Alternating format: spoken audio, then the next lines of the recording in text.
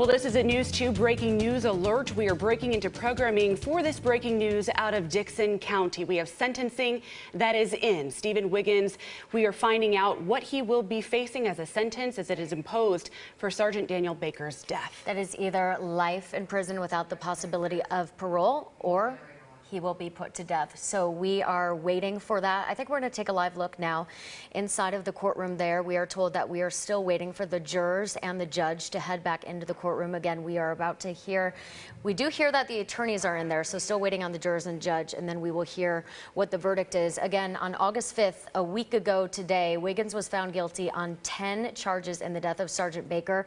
That includes first-degree premeditated murder, and then he was being held in the Dickson County Jail until this sentencing is over. And the jury has deliberated since Saturday. We have been hearing emotional testimony.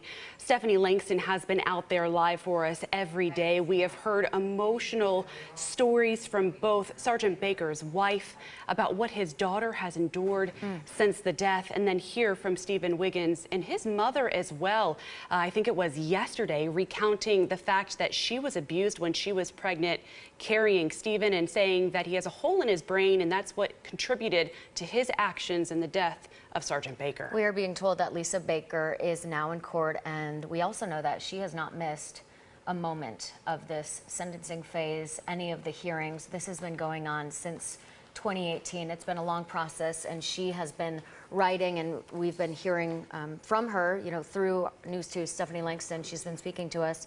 She's obviously heartbroken over this. She had a victim impact statement, and Stephanie just recently posted that on her Facebook page. That's what we were reading prior to the newscast, and it was heartbreaking. Honestly, it makes your heart sink, gives you chills. Because she recounts what her daughter goes through as a 5-year-old every day, using her Minnie Mouse phone, calling Daddy in heaven and wishing him good night. You know, these are all things that are going to be long lasting. The judge now coming into the courtroom as we wait to hear the sentencing, what the jury has decided in convicted cop killer Stephen Wiggins.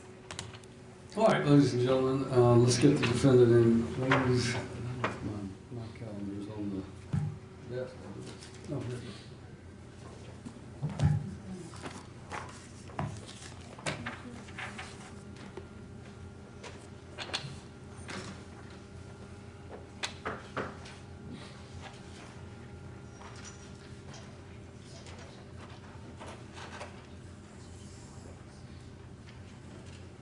Okay, you see him there. That is Stephen Wiggins entering the courtroom, sitting down with his attorneys as he waits to hear his fate. Again, this will either be life in prison without the possibility of parole, or he will be sentenced to death. Ladies and gentlemen, I'm told that the jury has reached a verdict, and before we bring them in, there are additional charges beyond counts 2 and 3, which the jury is assessing the punishment for, that will need to be addressed in a sentencing hearing, and we have proposed a day, I think, of the 29th of September to try to have that sentencing hearing, and I'm told that's not a good day for several of you. Is that correct?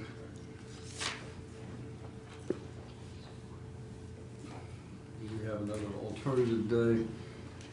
Number one, is the defendant going to insist on the 45-day? I want to take you back in time. Sergeant Baker was killed on May 30th, 2018 after responding to a report of a suspicious vehicle in Dickson County. Wiggins shot and killed Sergeant Baker, then put him in a back seat of the patrol car and then set it on fire. So we're talking about a crime that was far-reaching and quite heinous. Such a gruesome case, high-profile murder case, obviously out of Dickson County. And for those of you who weren't with us last week, again, when he was convicted on all 10 counts. That includes a false report, premeditated first-degree murder and perpetration of felony crime, theft of property, abuse of a corpse, arson and personal property. The list goes on and on. Again, found guilty on all 10 counts. That happened last week. Then the jury had to go back and deliberate again this week, and I believe, were they off on Friday? They started Saturday. Correct. Of the sentencing phase. So now they have to figure out whether or not Stephen Wiggins is going to be sentenced to death or sentenced to life in prison without the possibility of parole. But he was already found guilty on all 10 counts. And Lisa Baker has also arrived in the courtroom. We are being told There is a federal trial for the same case that's set for 2022 for Wiggins, also seeking the death penalty. So again, what we hear today may not be the end fate for Wiggins, as he will stand trial again for the same charges in the death of Sergeant Baker. All right, so 1 o'clock. And it sounds like his defense attorney earlier today asked the jurors to spare Wiggins' life, but we all know, and we've been following this, that Lisa Baker wants the exact opposite, and she says that she won't find any sort of peace or closure until he is put to death. So that's what she has been asking the jurors to do, and we will see in a few minutes if her victim impact statement, which was extremely powerful, again posted on Stephanie Langston's Facebook page if you would like to go read that for yourselves, extremely powerful, and perhaps it moved the jurors to listen to her and sentence him to death.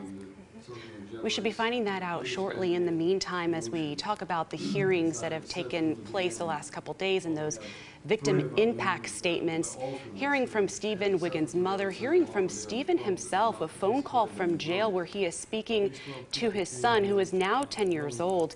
And he tells his father, Stephen, who was behind bars at the time, that his mother is pregnant. Wiggins saying, "Kick her in the stomach." So it really sets up the character for Stephen Wiggins, and the defense tried to say all of these characteristics were born into him, that his mother was actually abused by his father, born with a hole in his heart, and that is why it has contributed to his instability throughout his life and also his violent temper. The details in this case, they're all pretty gruesome. Again, first of all, with the murder and then setting the body on fire. Then you hear that, all of that testimony. Of course, we heard that last week.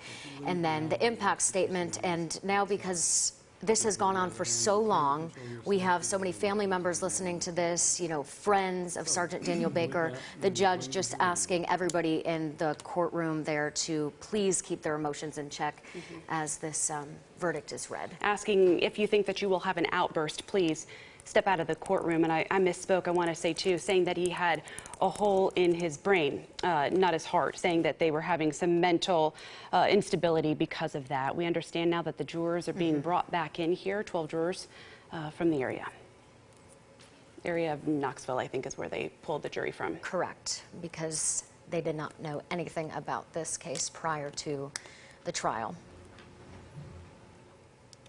No preconceived notions. Again, we are watching the judge, and we are told the jurors are walking in right now. We are waiting for them to be seated, and then the judge will ask them what they decided. Let's listen in. Yes, Your Honor. If you would please pass your verdict form to the bailiff and let me examine it before we begin announcing it.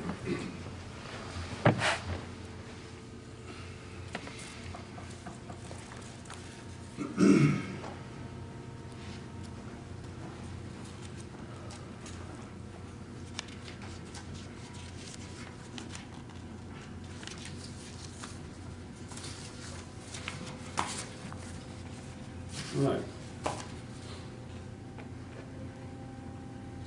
Mr. Foreman, if you would cooperate, may I hand you back your verdict form and allow you to read this for the record.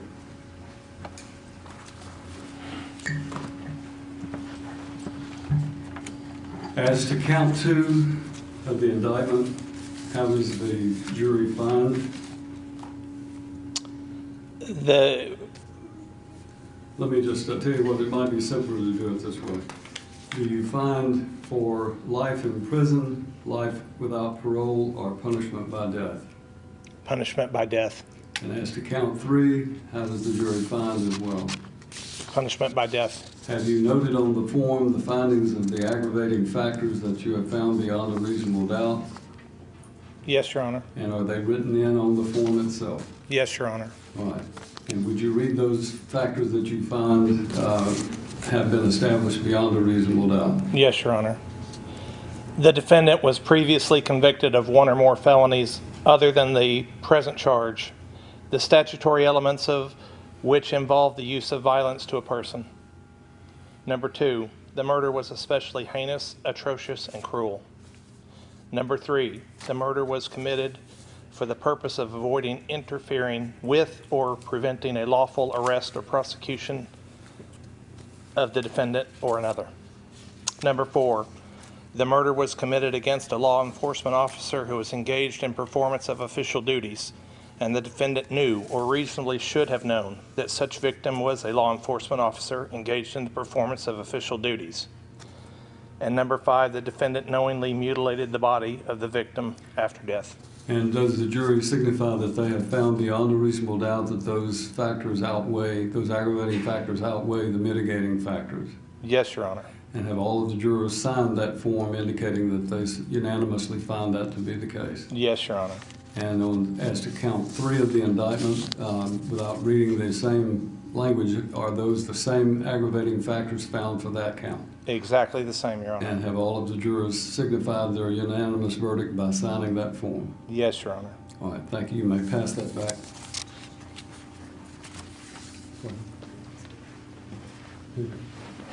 All right. May I have just a moment?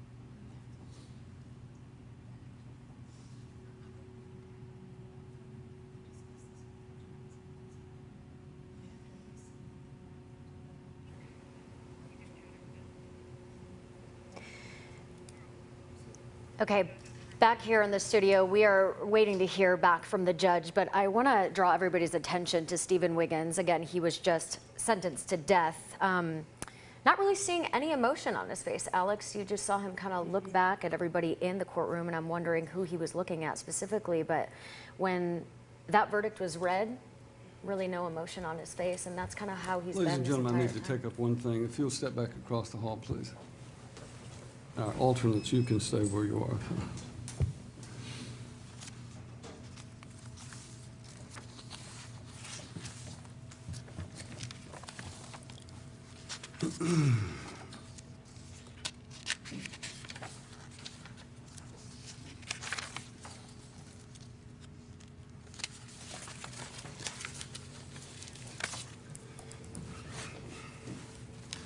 All right, we're told.